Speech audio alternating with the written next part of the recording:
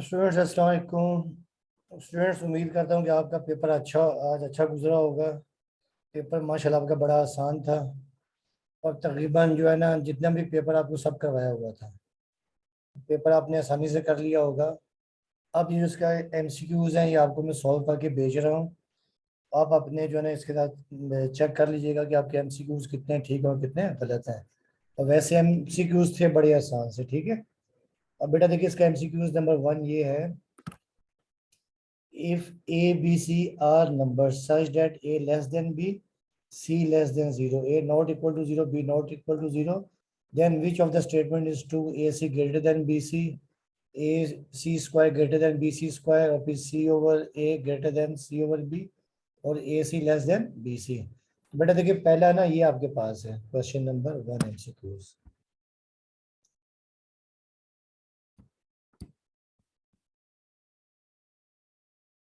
ये आपके पास ये है कि if A less than B and C less than 0। बेटा देखिए, A लेस देन B है और C लेस देन 0। अब C लेस देन 0 का मतलब ये है कि C is negative. C is negative, ठीक है, यानी C माइनस में है। तो बेटा आपको याद होगा कि जब भी कोई नंबर कोई आपको रिलेशन दिया हो, ए ग्रेटर देन बी, ए ग्रेटर देन बी हो या ए लेस देन बी हो, और अगर आप नेगेटिव साइन से मल्टीप्लाई करें तो इनइक्वलिटी का साइन चेंज हो जाता है। देखें, ठीक है। अब फॉर एग्जांपल देखिए, जैसे ये आपके पास ये है, मैं ये कहता हूँ कि 2 लेस देन 3 है, 2 लेस देन 3 है। और अगर मैं एक माइनस नंबर से मल्टीप्लाई करता हूँ, देखें, जैसे 2 और मल्टीप्लाई बाय -1 करता हूँ, ये मैं इनइक्वलिटी का साइन छोड़ रहा हूँ। और फिर देखें, यहाँ पे मैं दोबारा कर रहा हूँ, देखें 3 मल्टीप्लाई बाय -1, तो आप देखेंगे यहाँ पे क्या हो जाएगा, -2, और ये इनइक्वलिटी का फिलहाल मैं साइन छोड़ रहा हूँ, और ये आ जाएगा -3।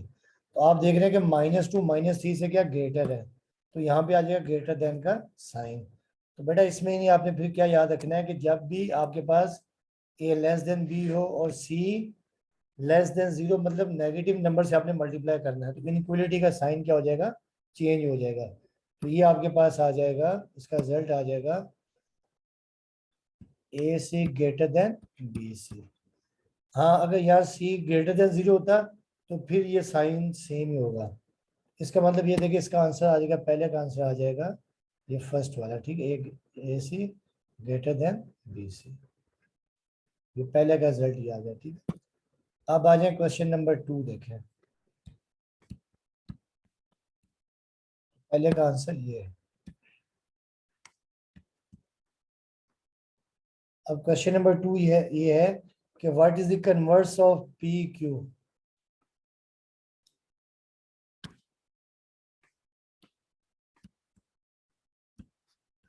Of P Q, P implies Q. तो बेटा कन्वर्स में सिंपल क्या करते हैं कि आप इन दोनों नंबर्स के प्लेसेस चेंज कर देते हैं। तो यहाँ पर आ जाएगा क्यू इम्प्लाइज पी। बेटा ये आपके पास आ जाएगा इसका कन्वर्स ऑफ पी क्यू का। इसका मतलब ये है कि इसका पार्ट आपके पास आ जाएगा ये 2 वाला, ठीक है।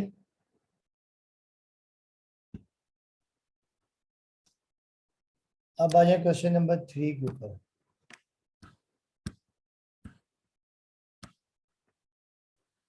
क्वेश्चन नंबर 3 में the set of non rational number is group under the operation, ठीक है। अब आपको याद होगा बेटा, देखिए जो ग्रुप क्या होता है बेसिकली, एक तो क्या हो वो ग्रुप क्लोज्ड हो। क्लोज का मतलब यह कि जो भी ऑपरेशन दिया हो वो सक्सेसफुल हो, ठीक है। नंबर 2 वो क्या, एसोसिएटिव हो। नहीं, एसोसिएटिव मतलब इन इसमें जो ऑपरेशन एसोसिएटिव आपको याद है ये होता था कि एसोसिएटिव होता था कि ए स्टार और B asterisk C is equal to आपके पास ए स्टेरिक बी और स्टेरिक सी। नहीं, आप इनके ऑर्डर चेंज करें, 3 नंबर्स के रिजल्ट सेम आए। नंबर थर्ड क्या होता था, उसमें आइडेंटिटी एलिमेंट हो, क्या हो, आइडेंटिटी एलिमेंट। नंबर 4 क्या हो, इनवर्स हो, क्या हो। बेटा इस लिहाज से क्या होगा कि जो रैशनल नंबर्स होते हैं और नॉन जीरो, ये क्या होता है, मल्टीप्लीकेशन। ठीक है, रैशनल नंबर्स आपको याद है, रैशनल नंबर्स क्या होते थे, रैशनल नंबर्स, रैशनल नंबर्स देखिए आपको याद होगा वो फ्रैक्शन की फॉर्म में हो, Q not equal to zero हो। तो आप देखिए रैशनल नंबर्स में ना ये तमाम प्रॉपर्टीज होती हैं। क्लोज भी होता है, किसी भी दो रैशनल नंबर्स को मल्टीप्लाई करेंगे रैशनल नंबर्स भी आएगा। एसोसिएटिव भी होता है, आइडेंटिटी एलिमेंट इसमें क्या होता है, 1 होता है। और हर नंबर का इन्वर्स क्या होता है, हर इन्वर्स का, हर नंबर का इन्वर्स भी होता है। तो इसका रिजल्ट आपके पास क्या होगा, मल्टीप्लीकेशन होगा, क्या होगा, मल्टीप्लीकेशन। ठीक है, ये जो पार्ट मैं लिख भी देता हूँ, मल्टीप्लीकेशन।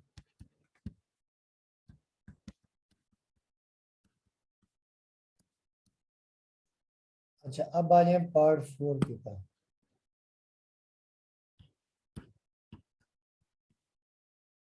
अच्छा बेटा देखिए क्वेश्चन नंबर 4 में ये है कि for what value of lambda, lambda की क्या वैल्यू की मैट्रिक्स क्या सिंगुलर हो। तो आपको याद होगा कि फॉर सिंगुलर मैट्रिक्स क्या होता है,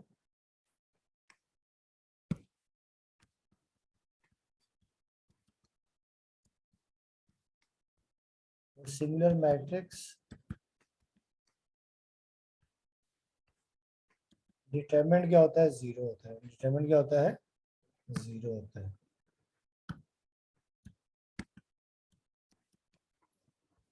बेटा देखिए इसमें पहले फर्स्ट रो में पहले दो एलिमेंट्स तो क्या आपके पास यानी जीरो हैं। जब आप इसे एक्सपेंड करेंगे देखें, तो जब आप इसे एक्सपेंड करेंगे देखिए आपके पास ये आ जाएगा। देखिए पहले आपने लिखेंगे 1, फिर देखें ये फर्स्ट रो और फर्स्ट कॉलम कैंसिल, लैम्डा 2 और 0 3 इक्वल टू 0। तो ये आपके पास आ जाएगा 3 lambda is equal to 0। 3 lambda और 2 माइनस 2 मल्टीप्लाई बाय 0, ये आपके पास आ जाएगा 0 इज इक्वल टू 0। और यहाँ से लैम्डा की वैल्यू आपके पास आ जाएगी 0 आ जाएगी। बेटा देखिए इसमें जो पार्ट 4 है इसका आपके पास क्या आ जाएगा, लैम्डा इक्वल टू 0। ठीक है, उसके बाद देखिए क्वेश्चन नंबर इसका पार्ट 5।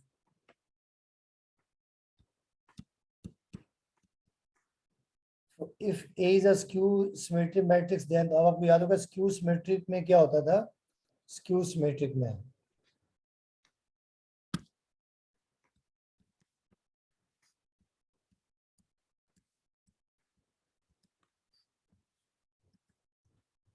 स्क्यू सिमेट्रिक में अगर आप मैट्रिक्स का ट्रांसपोज लें, ठीक है, और ट्रांसपोज लेने के बाद वो मैट्रिक्स अगर आ जाए माइनस के साथ, क्या आ जाए, माइनस के साथ, इसे हम कहते थे स्क्यू सिमेट्रिक। तो ये आपके पास क्या होता था कि A transpose is equal to minus A. ठीक है, तो ये क्या कहता है, स्क्यू सिमेट्रिक। ठीक है, या आप इसे यूं में लिख सकते हैं कि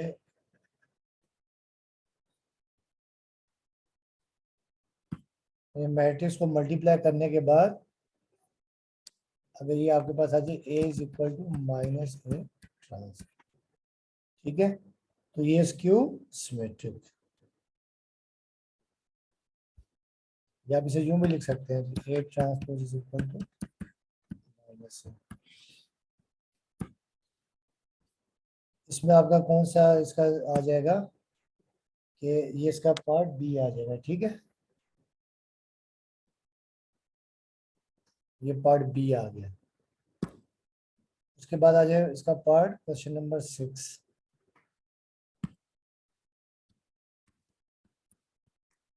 क्वेश्चन नंबर 6 में ये है, if the polynomial fx is divided by x plus 2, the quotient is x minus 2 and the remainder is 2, then find f of x। बेटा आपको याद होगा रिमाइंडर थ्योरम क्या होता था, कि रिमाइंडर थ्योरम में कि जब आप किसी भी फंक्शन देखें कि कोई भी जो पॉलिनोमियल f of x क्या होती थी, x माइनस ए, ये होता था डिवाइजर, ठीक है, इनटू qx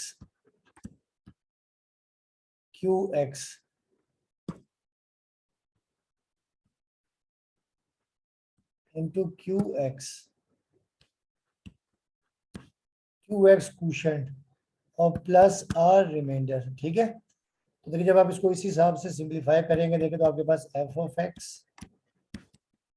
देखिए डिवाइजर क्या था आपके पास, डिवाइजर आपके पास है x प्लस 2 है, डिवाइजर देखिए आपके पास क्या है, x प्लस 2, ठीक है। क्वोशंट आपके पास क्या बचता है, क्वोशंट x माइनस 2, और रिमाइंडर आपके पास क्या है, 2 है, रिमाइंडर आपके पास 2 है। तो जब आप इसको सिंप्लीफाई करेंगे तो f of x is equal to x square minus 4, formula लगा दिया, और plus 2 A plus B A minus B, A square minus B square, तो f ऑफ x आपके पास आ जाएगा एक्स स्क्वायर माइनस 2। देखिए इसका आपके पास ये रिजल्ट आ जाएगा क्वेश्चन नंबर 6 का, एक्स स्क्वायर माइनस 2, ठीक है, एक्स स्क्वायर माइनस 2। अब ये सॉल्व करके देख भी लीजिएगा। अच्छा फिर देखिए आपके पास क्वेश्चन नंबर है 7। क्वेश्चन नंबर 7 आपके पास ये है,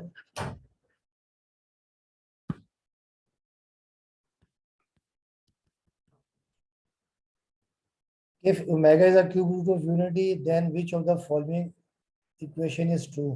तो आपको याद होगा ये स्टेटमेंट होती थी कि 1 plus omega square is equal to 0, ठीक है।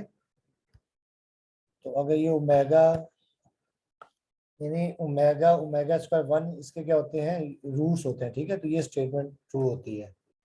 इसके लिए अब आपके पास इसका पार्ट आ जाएगा, ये पार्ट डी इसका आ जाएगा, ठीक है।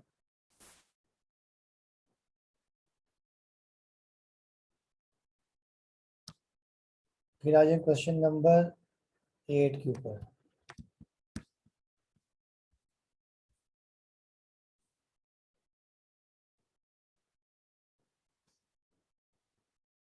क्वेश्चन नंबर देखिए 8 ये है कि which is a partial fraction of x square plus 2x minus 1 over x square minus 1। बेटा आपको याद होगा ये होता है आपके पास क्या होता है, एक होता है प्रॉपर होता है, ये होता है, एक होता है प्रॉपर फ्रैक्शन, एक होता है इम्प्रॉपर फ्रैक्शन। अब इम्प्रॉपर फ्रैक्शन में आपको याद होगा ये इम्प्रॉपर है,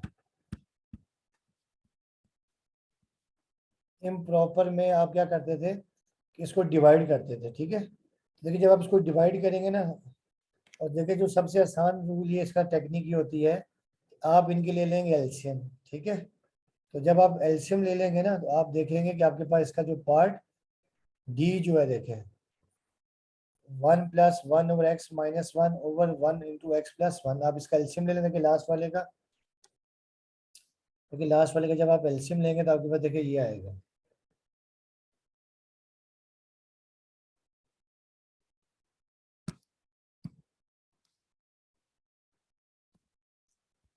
देखिए एलसीएम देखिए जब आप ये लेंगे, देखिए 1 प्लस 1 ओवर एक्स माइनस 1 और 1 ओवर एक्स प्लस 1, आप देख रहे हैं कि एलसीएम आपके पास ये आ जाएगा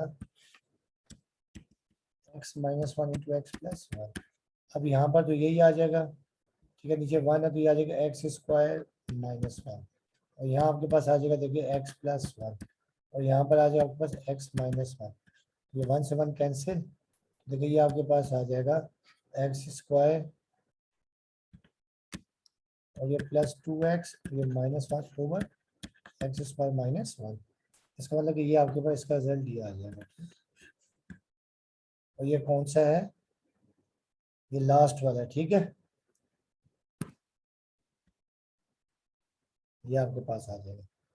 अब आ जाए क्वेश्चन नंबर 9। देखिए क्वेश्चन नंबर 9 ये है, find the second term of the sequence of the general term whose general term is. अब देखिए जनरल टर्म आपके पास ये है, an is equal to 2n² -3। आपने कौन सी टर्म फाइंड करनी है, फाइंड द सेकंड टर्म। तो सेकंड टर्म के लिए आपने सिंपल क्या करना है, और सेकंड टर्म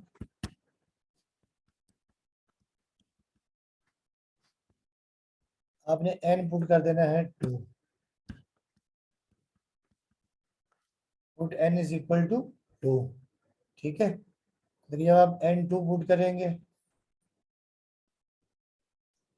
जब आप n2 पुट करेंगे तो देखिए आपके पास ये आ जाएगा a2, और फिर देखिए 2 का स्क्वायर -3, तो 2 का स्क्वायर 4, 4 टू द 8, 8 -3 5। सेकंड टर्म आपके पास आ जाएगी 5। बेटा देखिए इसका आपके पास रिजल्ट आ जाएगा 5, ठीक है, पार्ट सी आ जाएगा, ठीक है। अब आ जाए क्वेश्चन नंबर 10 के ऊपर।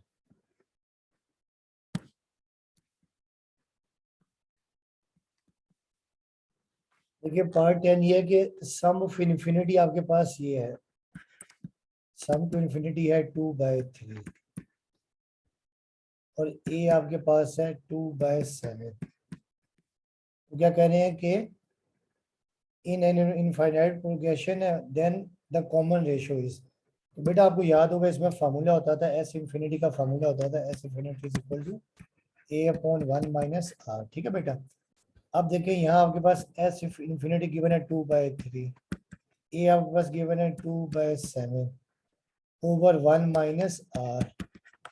अब आप इसको क्रॉस मल्टीप्लाई कर दें, 1 - r यहाँ आ जाएगा, ठीक है, 1 - r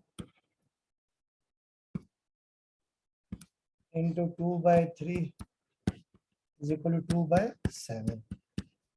फिर देखिए 1 - r को यहीं रखते हैं, और ये 2/7, और ये 2/3 वहाँ जाके रेसिप्रोकल हो गए 3/2 हो जाएगा। अब ये 2 से 2 कैंसिल, और ये 1 - r इज इक्वल टू 3/7। अब क्या करते हैं, r को वहाँ ले जाते हैं और 3/7 को यहाँ ले आते हैं, इक्वल टू r। 7 देखिए कैल्शियम आ जाएगा, तो 7 - 3 4/3, तो r आपके पास आ जाएगा 4/7, ठीक है बेटा। अब देखिए इसका जो रिजल्ट ये आपके पास आ जाएगा 4/7।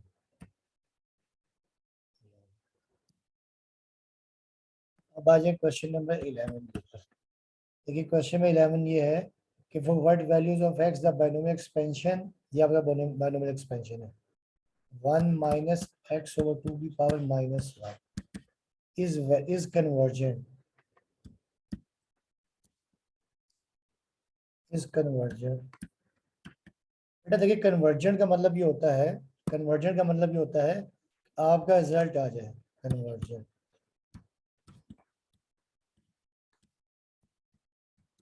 रिजल्ट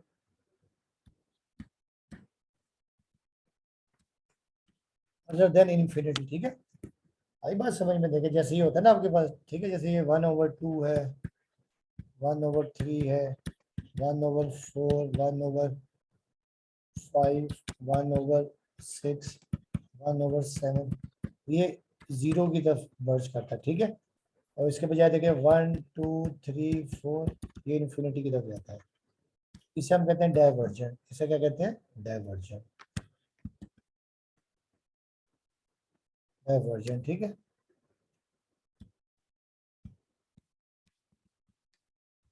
अब देखिए नहीं यहाँ पे x की क्या वैल्यू को ये कन्वर्ट जो इसका रिजल्ट आ जाए, तो बेटा देखिए इसमें आपके पास देखिए ये है ऑप्शन, देखिए ये दिए हुए हैं, कि ऑप्शन देखिए आपके पास ये दिए हुए हैं कि x ग्रेटर देन 2, अगर x ग्रेटर देन 2 होगा तो ये आपके पास कन्वर्ज नहीं करेगा। मोड x ग्रेटर देन 2 तब भी नहीं करेगा। अब मोड x लेस देन, देखिए आपके पास क्या है, 2 है। मोड x लेस देन 2, यानी अगर आप x लेस देन 2 का मतलब ये है कि जब x की जगह देखिए वैल्यूज रखेंगे 2 से लेस रखेंगे, तो 2 से लेस देके जब यहाँ फॉर एग्जांपल -1 भी रखते हैं तो ये माइनस माइनस प्लस हो जाएगा। ठीक है, अगर फॉर एग्जांपल देखिए अगर आप x लेस देन 2 है, फॉर एग्जांपल आप यहाँ रखते हैं 1 और ये -1 ओवर 2 और होल पावर -1। ठीक है, तो आप देखेंगे, देखिए क्या हो जाएगा, 1 माइनस माइनस प्लस 1। ठीक है, देखिए आपको बताएगा माइनस माइनस प्लस 1 ओवर 2, फिर -1, तो ये आपके पास देखिए आ जाएगा 3 ओवर 2 पावर -1, और ये नेक्स्ट टर्म में हो जाएगा 2/3 की पावर +1। तो देखिए ये आपके पास आएगा 2/3, यानी रिजल्ट आ गया। तो ये कन्वर्ज है। ठीक है, यानी रिजल्ट आ जाएगा, बाकियों पे रिजल्ट नहीं आएगा। ठीक है, इसको आप क्या कर देंगे, इसको आप इसका पार्ट या सी कर देंगे। ठीक है, उसके बाद आप आ जाए क्वेश्चन नंबर 12 के ऊपर। बेटा देखिए क्वेश्चन नंबर 12 ये है, what is the value of the circle use part of an arc. देखिए आर्क लेंथ आपके पास गिवन है, arc length L is equal to आपके पास है, आर्क लेंथ L आपके पास है 4, वो है 4, और थीटा आपको दे दिया है, तो मैं यहाँ से निकाल दूँ, वैसे पढ़ने में आसानी होगी।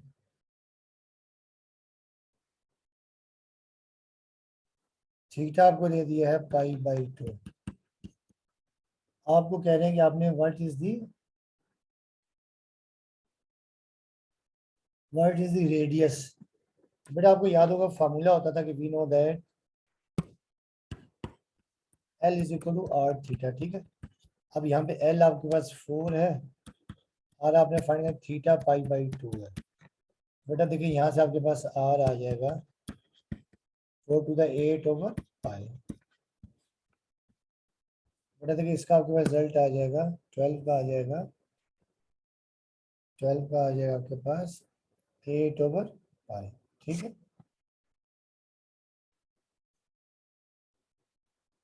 8 ओवर पाई।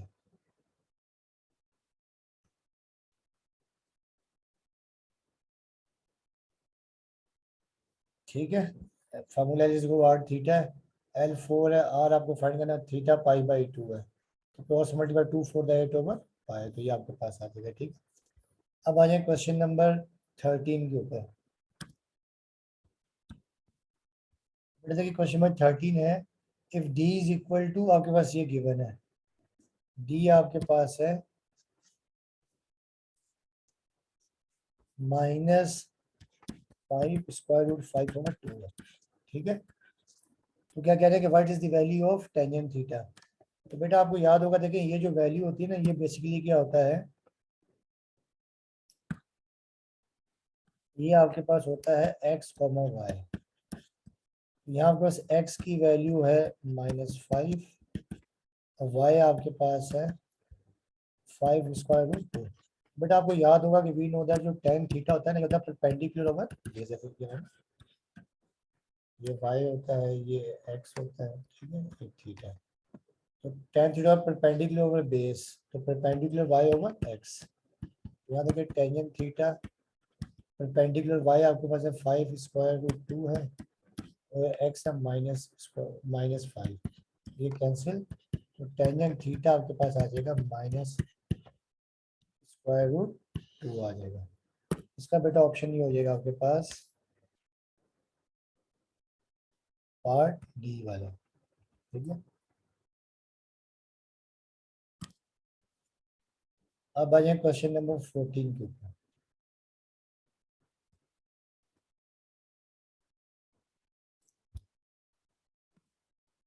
क्वेश्चन नंबर 14 यहीं से स्टार्ट कर लेते हैं। ठीक है,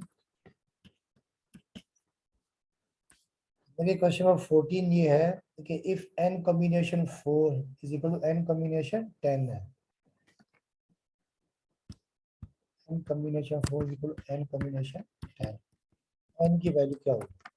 बेटा देखिए आपको याद होगा कि n कॉम्बिनेशन 4 का मतलब ये होता है n factorial over n minus 4 factorial, ये n factorial over n minus 10 और इनटू, बल्कि यहाँ थोड़ा गलत लिख दिया, n minus 4 factorial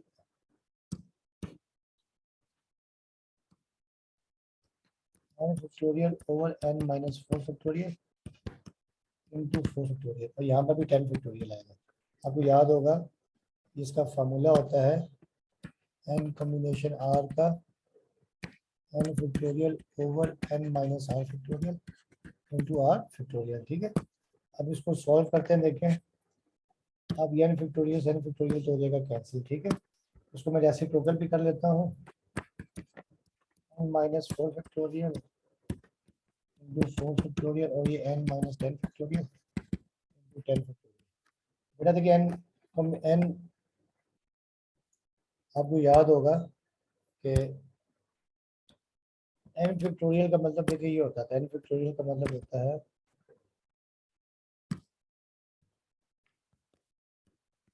n minus 1 n minus 2 n minus 3, जहाँ पे आप देखना चाहें n माइनस n फैक्टोरियल था।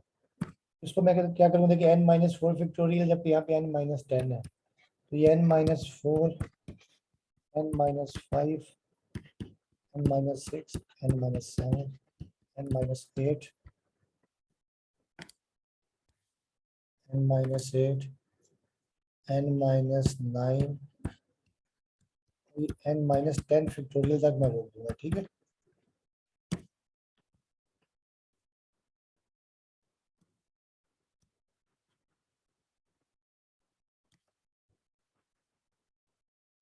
n माइनस 10 साथ में ये देखिए जो 4 फैक्टोरियल है, 4 फैक्टोरियल को क्या कर दूंगा 4, बल्कि इसको 4 फैक्टोरियल ही रहने देंगे। ठीक है, इज इक्वल टू, अब देखिए आपके पास क्या n माइनस 10 फैक्टोरियल है, ये n माइनस 10 फैक्टोरियल और ये 10 फैक्टोरियल को आप कर देंगे, देखें 10 9 8 7 6 5 और 4 फैक्टोरियल। देखिए स्टूडेंट्स ये n माइनस 10 फैक्टोरियल से n माइनस 10 फैक्टोरियल कैंसिल और 4 फैक्टोरियल से 4 फैक्टोरियल कैंसिल। देखिए आपके पास ये बचेगा, अब n minus 4 n minus 5 n minus 6 minus 7 n minus 8 n minus 9 is equal to 10 9 8 7 6 5। बेटा अब याद रखिएगा, देखिए जब आपके पास ये वाली फॉर्म हो ना, यानी कॉम्बिनेशन की, तो देखिए जो लेफ्ट हैंड साइड लेफ्ट के बराबर हो सकती, लेफ्ट हैंड साइड जो फर्स्ट टर्म है उस राइट हैंड साइड के फर्स्ट टर्म के बराबर होगी, सेकंड सेकंड के बराबर होगी। देखिए this implies that n minus 4 is equal to 10। यहाँ देखिए n आ जाएगा 10 प्लस 4, n आपके पास आ जाएगा 14। तीसरा जब आप लिखेंगे n minus 5 is equal to देखें 9, तो यहाँ से भी n आपके पास क्या आ जाएगा 14। अब इस तरह तमाम टर्म्स को सॉल्व कर सकते हैं। ठीक है, और देखिए इसकी एक टेक्निक ये भी है, आप कैलकुलेटर से n की जगह वो वैल्यू पुट करें जिसमें दोनों का रिजल्ट सेम आए। ठीक है, तो जब आप दोनों का जिस जगह पे रिजल्ट सेम आएगा वो आपका क्या होगा, रिजल्ट होगा। ठीक है, इसका मतलब ये है कि इसका देखिए ऑप्शन क्या आ जाएगा, ये आपके पास आ जाएगा 14 पार्ट सी। ठीक है, अब आ जाए क्वेश्चन नंबर 15 के ऊपर। ये क्वेश्चन नंबर 15 ये है कि how many distinct 3 digits number can be form from the integers. अब ये 1 2 3 5 6 इंटीजर्स हैं, each use in at most one. ठीक है, आपने 3 डिजिट्स के नंबर बनाने हैं, question number 15।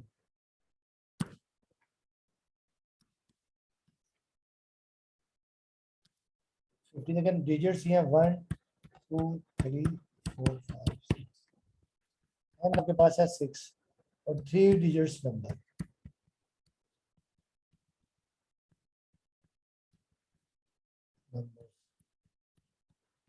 r is equal to 3। तो आपको याद होगा फॉर्मूला होता था कि n परमोटेशन r में, देखिए n आपके पास 6 है और r आपके पास क्या 3 है, तो ये आ जाएगा 6 फैक्टोरियल ओवर 6 माइनस 3 फैक्टोरियल। ये डायरेक्ट आप कैलकुलेटर से फाइंड कर लेंगे, ठीक है। तो 6 6 5 4 और 3 फैक्टोरियल, और 6 में 3 का तो 3 फैक्टोरियल आ जाएगा, ये कैंसिल। तो 6 5 का 30, 30 इंटू 4 120। बट देखिए इसका रिजल्ट आपके पास आ जाएगा 15 का 120, ठीक है, ये आपके पास है। अब देखिए नेक्स्ट है क्वेश्चन नंबर 16 में, what is the middle term. Question number 16,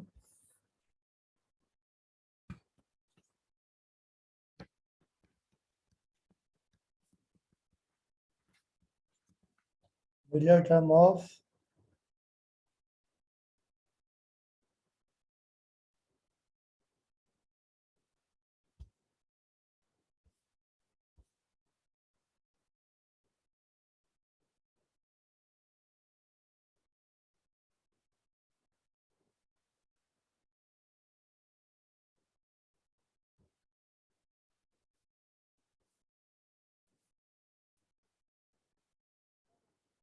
middle term of x plus x और -1 और होल पावर 14।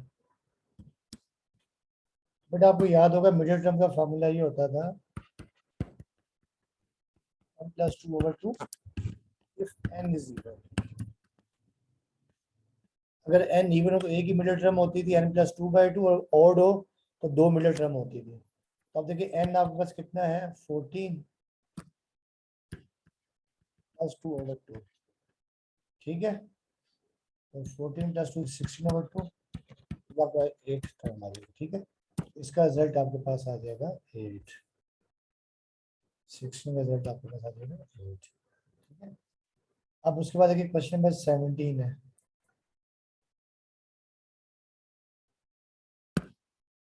क्वेश्चन नंबर 17 है कि साइन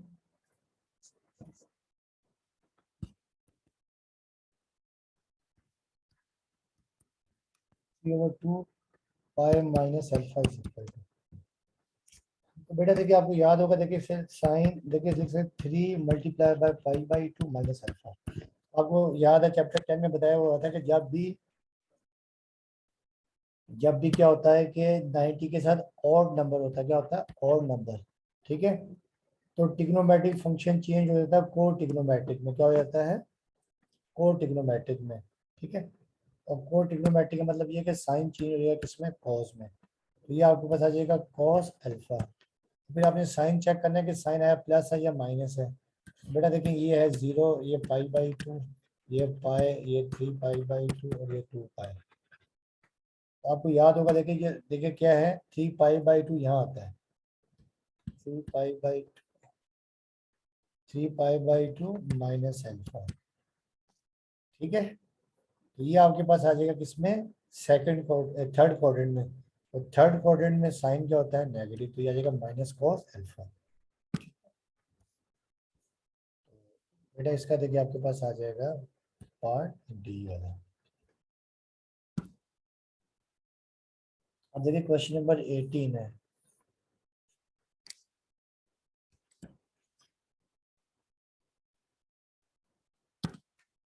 क्वेश्चन नंबर 18 है, what is the primary period of sine 2x over 1 + cos 2x। बेटा आपको याद होगा कि जब आपके पास साइन थीटा या कॉस थीटा हो, इनके पीरियड्स दोनों के क्या होते थे 2 पाई, ठीक है। मगर अगर ये एंगल थीटा या एक्स हो, थीटा या एक्स हो, जैसे यहाँ पे एक्स हो, मगर यहाँ पर 2x हो या cos 2x हो, तो आपको मैंने एक टेक्निक सिखाई थी कि क्या होता है सिंपल, कि अगर आपके पास साइन ए एक्स है, साइन ए एक्स है, तो पीरियड क्या हो जाएगा 2 पाई/a। अगर cos ए एक्स है तब भी क्या होगा 2 पाई/a, ए होगा, ठीक है। अब यहाँ देखिए, यहाँ पे आपके पास क्या है, देखिए यहाँ पर देखिए साइन 2x है, देखिए क्या रहेगा 2 पाई ओवर ए, यहाँ पर क्या है ए, यहाँ पर ये ए है,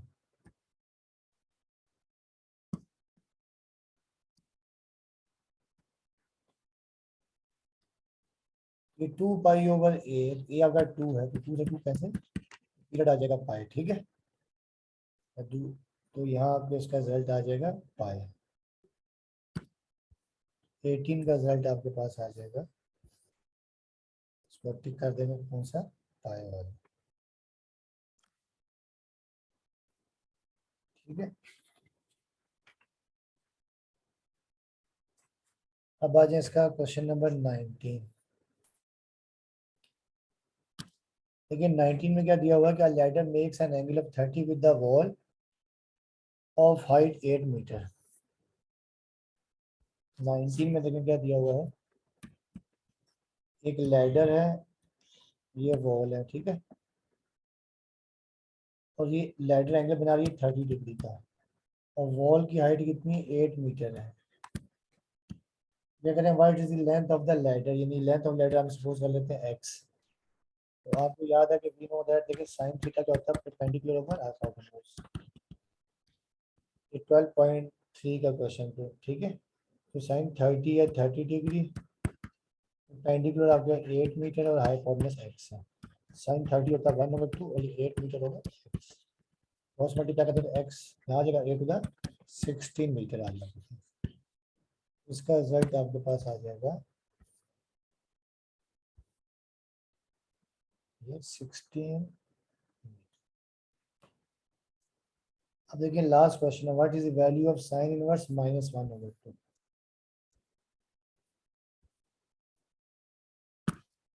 लास्ट क्वेश्चन, क्वेश्चन नंबर 20 है, साइन इनवर्स -1/2। बेटा आपको बताया था कि जब इनवर्स फंक्शन होता है ना, इनवर्स फंक्शन या आर फंक्शन, देखिए 0, ये पाई/2, ये -पाई/2, ये प्लस पाई, ये माइनस पाई।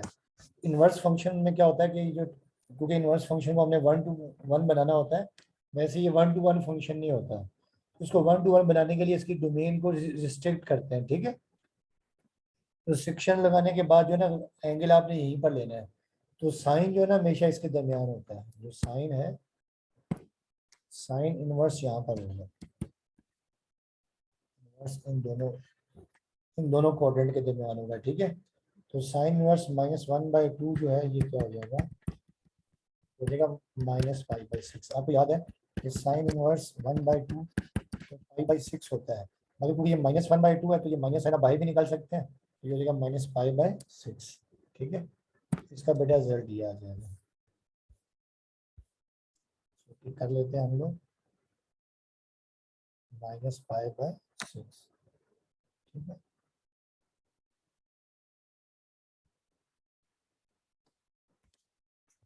बेटा उम्मीद करता हूँ कि आपके एमसीक्यूज अच्छे हुए होंगे। आप इससे इससे चेक कर लीजिएगा कि आपके एमसीक्यूज कितने सही हैं, कितने गलत हैं, ठीक है।